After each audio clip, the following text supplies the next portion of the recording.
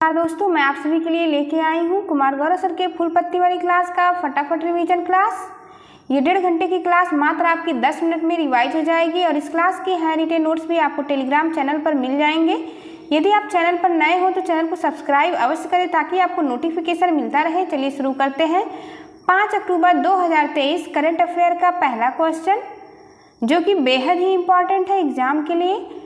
पहला प्रश्न है, हाल ही में WHO द्वारा अनुशंसित malaria vaccine R21 matrix M का निर्माता कौन है? तो WHO के द्वारा अनुशंसित, WHO की बात किया जाए तो इसकी स्थापना 7 अप्रैल 1948 को जिनेवा स्विट्जरलैंड में हुआ था। यानी इसका हेडक्वार्टर पूछा जाता है कहाँ है, तो WHO का हेडक्वार्टर जिनेवा स्विट्जरलैंड में है और इसकी स्थापना 7 अप्रैल 1948 को हुई थी। 7 अप्रैल को ही विश्व स्वास्थ्य दिवस मनाया जाता है। R21 मैट्रिक्स एम, जो कि मलेरिया की सेकेंड वैक्सीन को मंजूरी प्रदान की गई है और इसके निर्माता है ऑक्सफोर्ड और सीरम इंस्टीट्यूट पुणे। ये दोनों मिलकर के इसका निर्माण करेंगी। मलेरिया रोग किसके द्वारा होता है? तो ये प्रोटोजोआ जनित रोग है। प्रोटोजोआ से होने वाले रोगों के नाम देख लेते हैं ट्रिक की सहायता से। पापा काम पे सोते हैं, पा से हो गया पैरिया, का से कालाजार, पे से पेचिस, म से मलेरिया, सोते से हो गया निद्रा रोग। याद रखेंगे, ये सभी प्रोटोजोआ जनित रोग हैं। मलेरिया की वाहक होती है मादा एनाफिलीज, इसमें प्रभावित होता है RBC। मलेरिया के लिए कुनैन नामक दवा का प्रयोग किया जाता है जो कि सिनकोना वृक्ष की छाल से निकाला जाता है। प्लाज्मोडियम प्रोटोजोआ से मलेरिया होता है। प्लाज्मोडियम प्रोटोजोआ में सर्वाधिक मौत होती है फैल्सीपेरस से। मलेरिया की फर्स्ट वैक्सीन का नाम मास्क्विरिक्स है, याद रखेंगे, मोस्ट इंपॉर्टेंट है। मलेरिया की फर्स्ट वैक्सीन का नाम मास्क्विरिक्स। कालाजार को लिस्मानिया भी कहा जाता है, इसका वाहक सैंड फ्लाई है।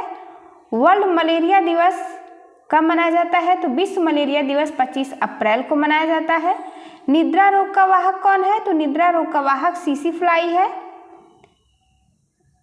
टीबी हारेगा देश जीतेगा का लक्ष्य कब रखा गया है? तो 2025 तक यह लक्ष्य रखा गया है।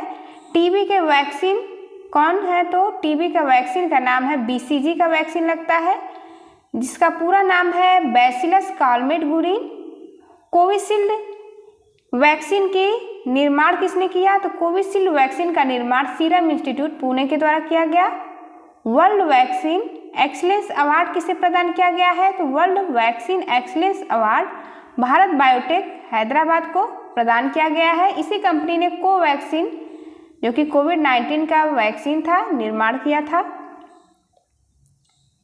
सेकेंड क्वेश्चन है, हाल ही में ICC पुरुष क्रिकेट विश्व कप 2023 के लिए किसे वैश्विक राजदूत नामित किया गया है? Most important question. Sachin Tendulkar को वैश्विक राजदूत नामित किया गया है। ICC वर्ल्ड कप की बात करें तो यह पहली बार आयोजित हुआ था 1975 में, इंग्लैंड में हुआ था आयोजन इसका और विजेता था वेस्ट इंडीज।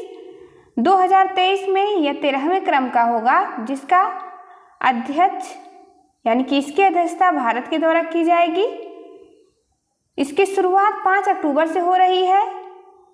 पहला मैच नरेंद्र मोदी स्टेडियम अहमदाबाद में खेला जाएगा। यह मैच इंग्लैंड वर्सेस न्यूजीलैंड के बीच होगा।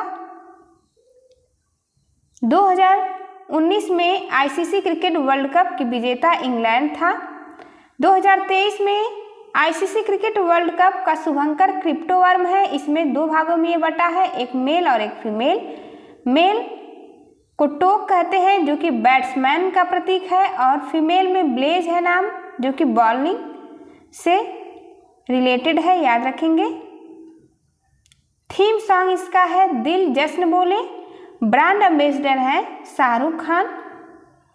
एशिया कप, इसमें भारत ने जीत दर्ज की है और हारा है श्रीलंका। एशियन गेम्स में भारत ने गोल्ड जीता है। किसे हराकर जीता है? तो श्रीलंका को। विश्व टेस्ट चैंपियनशिप यह ऑस्ट्रेलिया ने जीता है और हारा है Bharat. Under 19 T20 world cup ये साउथ अफ्रीका में हुआ, जिसमें भारत जीता है और हारा है इंग्लैंड। तीसरा क्वेश्चन है, हाल ही में वर्ष 2023 का रसायन विज्ञान का नोबेल पुरस्कार किसे प्रदान किया गया है और किस चीज़ की खोज के लिए प्रदान किया गया है? ये दोनों क्वेश्चन मोस्ट इम्पॉर्टेंट है। आइए, केमिस्ट्री के नोबेल प्राइज जो कि बेहद ही इम्पॉर्टेंट है, इसका ट्रिक है एलेक्सी 1 टन रसीली मैगी लाई। एलेक्सी से हो गया एलेक्सी एकिमोव। 1 टन ये क्वांटम डॉट्स की खोज के लिए प्रदान किया गया है। रसीली से रसायन विज्ञान के क्षेत्र में प्रदान किया गया है नोबेल प्राइज। मैगी से हो गया मॉगी बावेंडी और लाई से हो गया लोइस ब्रूस। 3 व्यक्तियों को केमिस्ट्री का नोबेल प्रदान किया गया है, याद रखेंगे।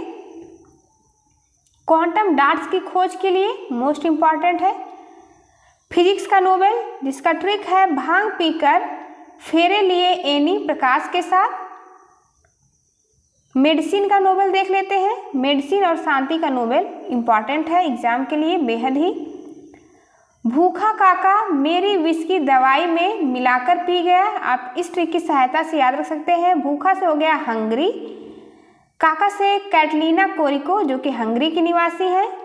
मैरी से हो गया अमेरिका यानी यूएसए। विस्की से विस्मैन, विस्मैन और कैटालिना कोरिको को मेडिसिन के क्षेत्र में मिला है नोबेल प्राइज। और दवाई से आप मेडिसिन को याद रखेंगे। रवि कन्नर को हाल ही में रेमन मैग्सेसे अवार्ड मिला है। यह एक ऑन्कोलॉजिस्ट हैं यानी कैंसर रोग विशेषज्ञ। स्वाति नायक को नॉर्मन बोरलॉग अवार्ड मिला है, ये उड़ीसा की निवासी हैं। वहीदा रहमान को हाल ही में 53वां दादा साहेब फाल्के पुरस्कार के लिए नामित किया गया है। सुधा मूर्ति, इन्हें गाला अवार्ड प्रदान किया गया है। ये गाला अवार्ड पाने वाली फर्स्ट भारतीय महिला है। चौथा क्वेश्चन है, हाल ही में जीका और NIIF द्वारा लॉन्च भारत जापान कोष की अधिकृत पूंजी कितनी है? तो अधिकृत पूंजी है $60 करोड़। भारत जापान कोष, इसमें 2 शामिल हैं, NIIF और जीका। भारत का परसेंटेज 49 है और जीका का परसेंटेज यानी जापान का है 51। NIIF का फुल फॉर्म है national investment infrastructure fund. Zika का फुल फॉर्म है जापान इंटरनेशनल कॉर्पोरेशन एजेंसी। अधिकृत पूंजी कितनी है? तो 60 करोड़ है, हमने देखा है पीछे। $60 करोड़ किस में यूज किया जाएगा? तो पर्यावरण और जलवायु परिवर्तन में यूज किया जाएगा। 5वां क्वेश्चन है, हाल ही में अवशिष्ट जल उपचार के लिए मिमेटिक एंजाइम का विकास किसने किया है? तो मिमेटिक एंजाइम का विकास IISc बेंगलुरु के द्वारा किया गया है। IISc का फुल फॉर्म है Indian Institute of Science. Waste water treatment के लिए यानी अवशिष्ट जल को ये साफ कर देगा।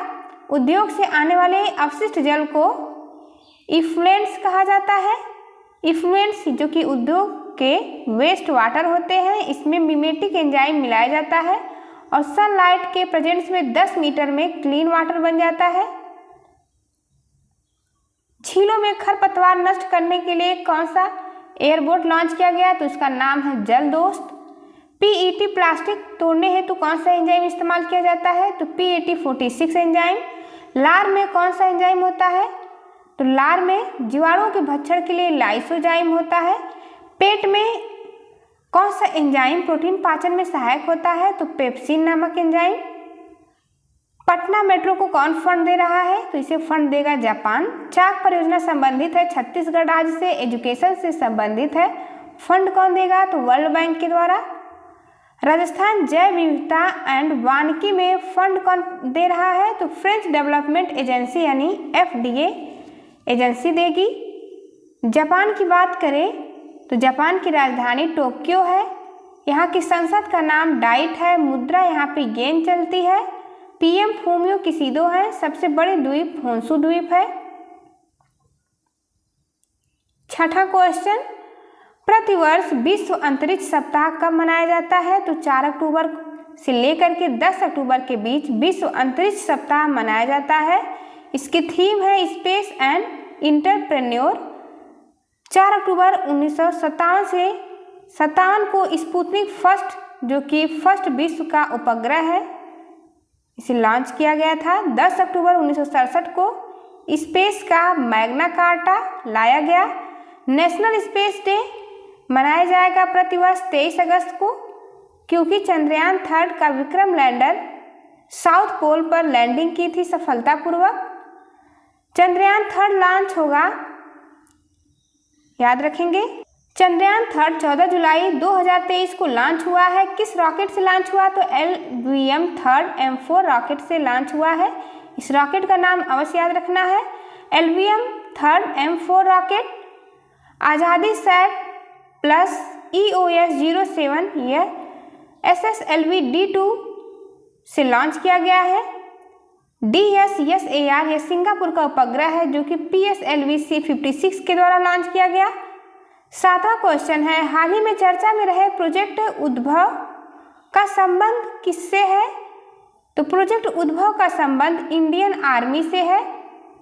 प्राचीन भारतीय ग्रंथ राजकौशल, युद्ध नीति, कूटनीति से संबंधित पुस्तकों के ज्ञान को इकट्ठा करना इसका उद्देश्य है। इसमें सहयोगी है United institute service. Note point में देखते हैं, ऑपरेशन सद्भावना लद्दाख में चलाया गया। प्रोजेक्ट क्लैप उत्तराखंड में चलाया गया है एजुकेशन के लिए।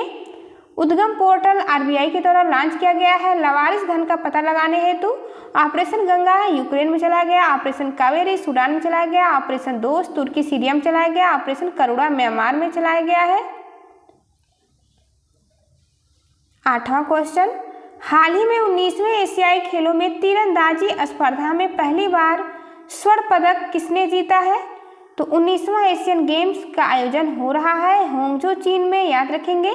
तीरंदाजी का फर्स्ट गोल्ड ज्योति सुरेखा और ओजस देवताले ने जीता है। भाला फेंक में नीरज चोपड़ा ने गोल्ड जीता है और अन्नू रानी ने भी गोल्ड जीता है भाला फेंक में। 19th एशियन गेम्स का फर्स्ट गोल्ड शूटिंग में मिला था। घुड़सवारी में 41 साल बाद गोल्ड जीता है भारतीयों ने। गोल्फ पदक पहली भारतीय महिला सिल्वर जीतने वाली अदिति अशोक है। 9वां क्वेश्चन है, प्रतिवर्ष विश्व शिक्षक दिवस कब मनाया जाता है? तो वर्ल्ड टीचर्स डे 5 अक्टूबर को मनाया जाता है। शिक्षा के लिए शिक्षकों की जरूरत है, ये थीम है इस बार की। पहली बार मनाया गया था विश्व शिक्षक दिवस 5 अक्टूबर 1994 को। हिंदी दिवस, इसमें राष्ट्रीय हिंदी दिवस मनाया जाता है 14 सितंबर को और विश्व हिंदी दिवस मनाया जाता है 10 जनवरी को। राष्ट्रीय शिक्षक दिवस 5 सितंबर को मनाया जाता है। उपराष्ट्रपति मतलब कि भारत में एक उपराष्ट्रपति होगा, इसका वर्णन आर्टिकल 63 में किया गया है। उपराष्ट्रपति ही राज्यसभा का सभापति होगा, ये आर्टिकल 64 में दिया गया है। उपराष्ट्रपति का इलेक्शन में लोकसभा राज्यसभा के MP इलेक्टेड हो या नॉमिनेटेड सभी भाग लेते हैं। 2 बार उपराष्ट्रपति रहने वाले व्यक्ति हैं डॉक्टर सर्वपल्ली राधाकृष्णन और हामिद अंसारी, ये 2 बार उपराष्ट्रपति पद पर रहे।